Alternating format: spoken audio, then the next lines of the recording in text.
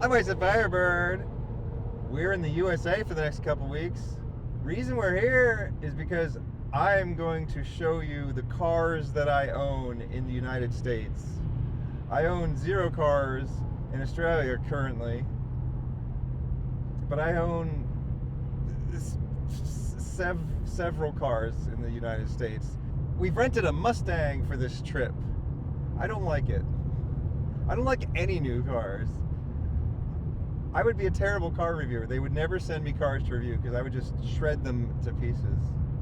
Look at the size of this touchscreen. The whole thing is a giant screen gauge thing.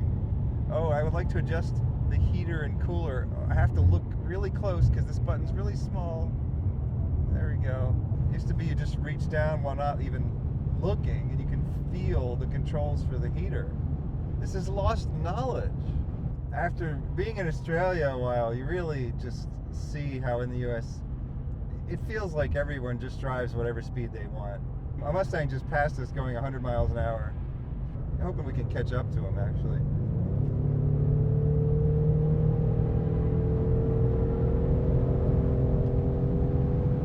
Shot of that Mustang. If you're into that sort of thing, modern cars. We're not here to see modern cars. We're here to see vintage Volkswagens, strange Volkswagens, rare Volkswagens. There's a Volkswagen thing over here. He's like, I want new floor pans in this. And then Everett and I looked at it and we're like, there's nothing to put new floor pans onto. You need a whole other thing. And so we found one. So all the good parts from that one are going to only go on this one. But isn't that one better than this one? Why not take the good parts off of that one and put them on this one? This one's rotten on the bottom, but the body's great. Hello, weird buggy thing. So your normal seats sit like this, and then what will happen is when the backs fold forward, then we'll have a piece that will actually go boop bloop to give you that extra little bit.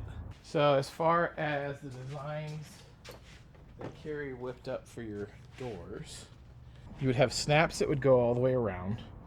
How do the snaps attach to the body? So the way the snaps attach to the body is this metal bar that's right here. Mm-hmm.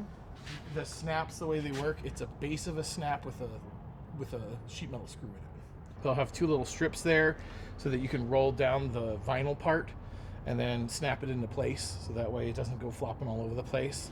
And then there's actually going to be a zipper that will go around so that you can actually zipper open this part for getting in and out.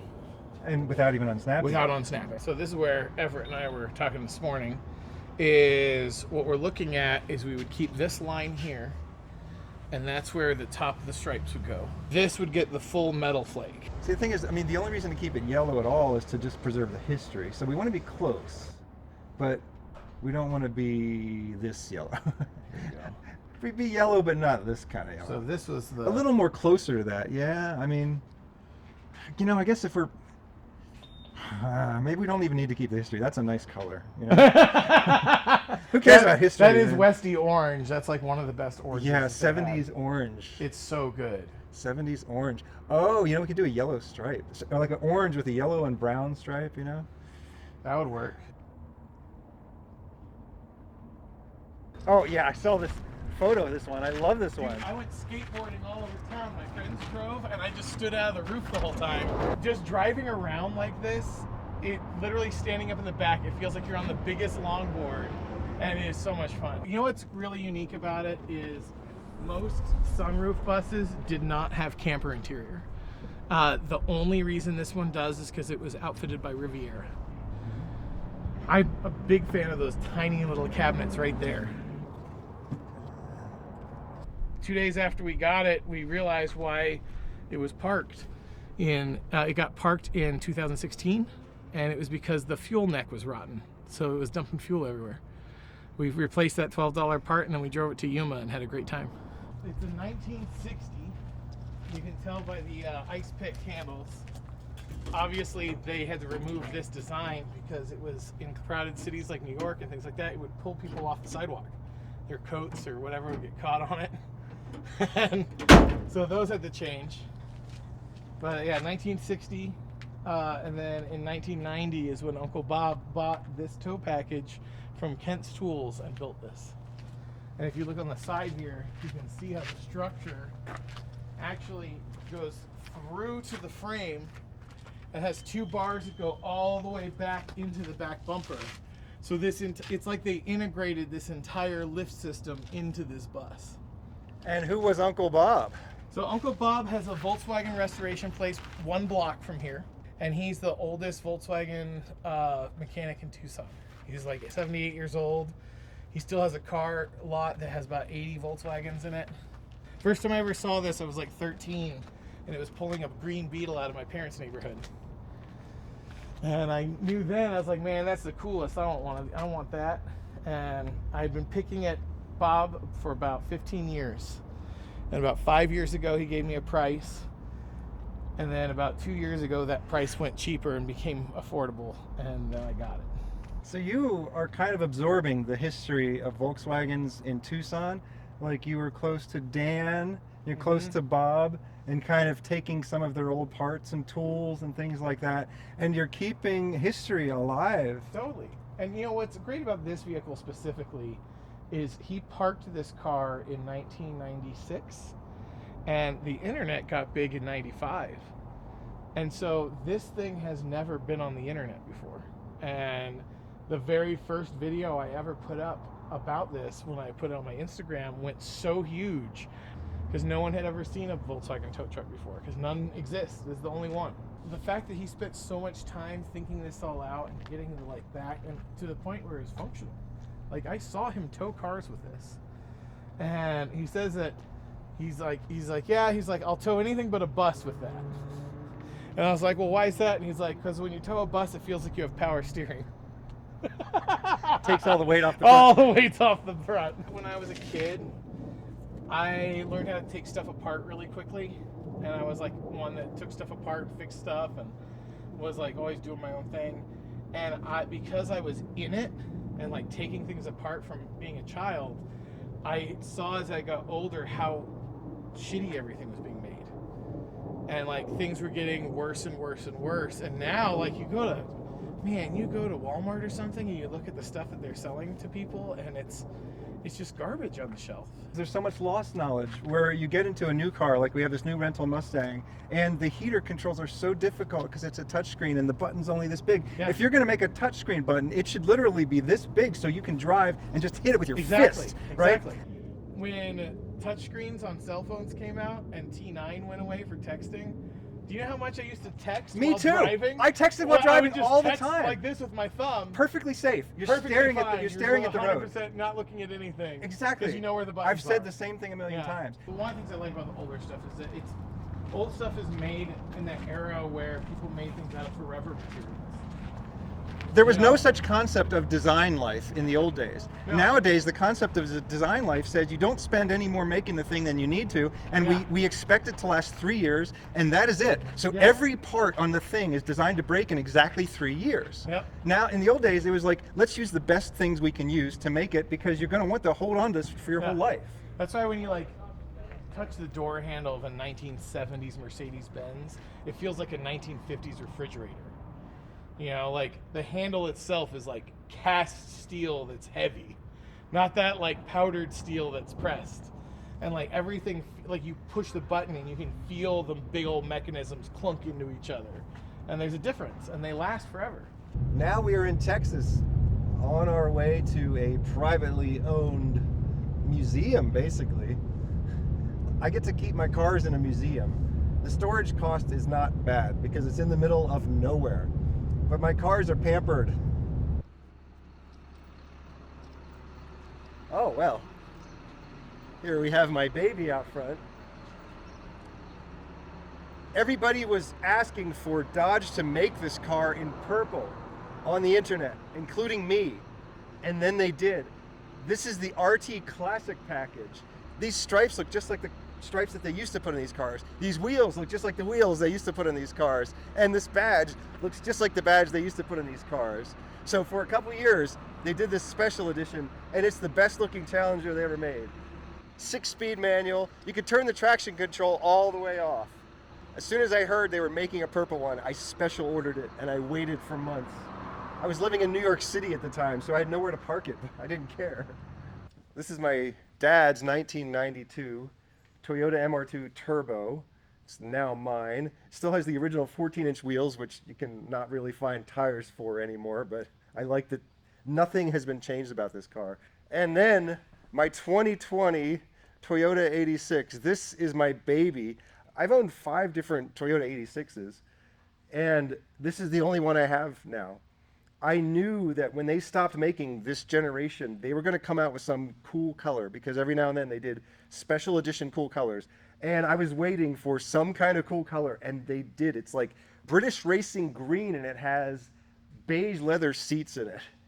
It's the gentleman's racer. They made a couple boy racer editions, which I also own one of those, but this is the gentleman's racer edition. Hakone Green, they call it. They sold it in Japan, they sold it in the US, but not in Australia. I love this one. It only has something like 6,000 miles on it, because as soon as I got it, I ended up moving to Australia. And here is the van. We're gonna skip this for now. Don't look over here. Don't look over there yet. Yeah. This is the van. It is now running. Nice to see you, actually in a happy condition with cool wheels again. In retrospect, the problem with the van was that the previous owners had not really driven it at all. And they just bought it and stored it and said, okay, well, we're not using it, so then let's sell it. And they never addressed any of the problems. They just passed on whatever problems it had to me. But to be fair, they weren't completely aware of all the problems themselves. They were a little aware, but okay. And well, now this is my 1975 Pontiac Firebird 455 Trans Am, bored and stroked to 496. I made this little cover over here on the hood scoop. It looks a lot better than the stock piece. It's just a black piece. This was special ordered by the original owner in 1975 in this color combination. It's blue with red and white interior in 1975, 1 year before 1976, the country's 200th anniversary. He bought it so he could drive it in bicentennial parades.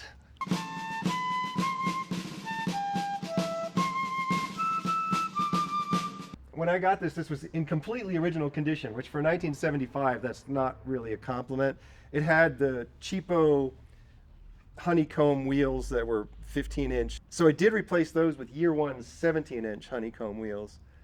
And there were some emissions modifications that were made. But now, this thing is a torque monster.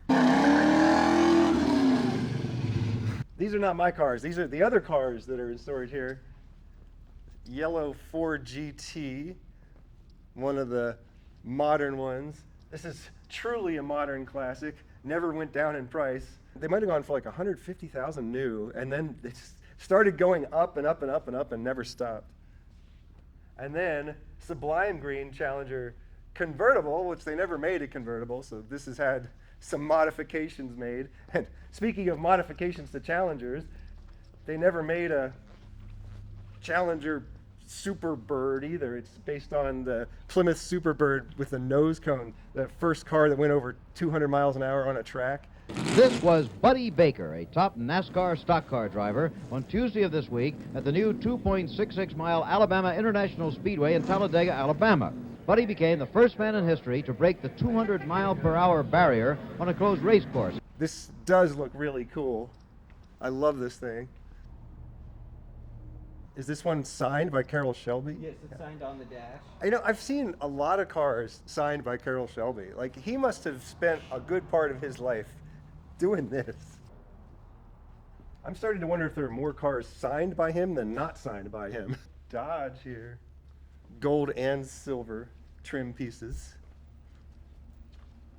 Perfect interior. Orange Viper. When they stopped making Vipers, you could special order them in some really wild colors. This looks like one of the last ones. This was the epitome of Chrysler's risk-taking. That's the best thing about Chrysler's. They're always taking risks. He's been doing this forever, right? There's a guy that puts these magazines out, And just, I don't know, ever since I moved to Texas, I discovered these magazines. So it's been at least 14 years since I've known about these magazines. And I've seen this guy at car shows taking pictures. He's just traveling all over West Texas, taking pictures, putting out the magazine, selling ads. And I just love that he's still doing it after all these years. We are taking my Dodge Challenger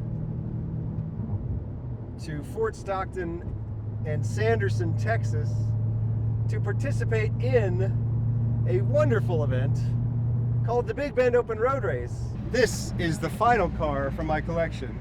It is being taken care of by the lovely Colette, rather than kept in the Alpine Museum, because a bug looks better when it's been driven, when it has scratches and dents and rust, and it's too perfect right now.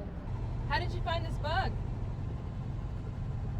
Matt found it for me because I was talking about maybe buying a bug. That's what he does. He's like, oh, you maybe want to buy a bug? Well, I'll find you one. No, don't find me one, please. No, I found you one. It's right here. You're going to love it. Oh, you're right. I do love it. Look how cheap it is. Ah, yeah, you're right. It is pretty cheap. I can restore it for X dollars. Oh, that's not a bad deal. Well, that's how I now own a crazy 70s buggy as well. Am I going the wrong way? Well, I guess we'll find out. I have a head-on collision. I'm Wasteland Matt Skelly, and this is my first time driving a Volkswagen Beetle. I like it. It's cute. Okay, I gotta tell you guys the coolest thing about the bug. This is something Matt pulled off. The thing that makes this most unique is it was a special edition green, and this is the correct green, but getting all the floor mats and the wheels to match the original greens, there were several different shades of greens. That was pretty much impossible. So we came close when it came to paint and the floor mats and the carpets. We did the best we could. The coolest thing about this is, though, that Matt found these from Germany, new old stock, original running board covers in green. Okay, they've only ever been made in black, green. I think there were maybe some blue ones for police cars, but these green ones, they don't make them anymore. If it's such an unusual edition car, no one bothers to replace these and make sure they're green. But Matt found some green ones. I love them.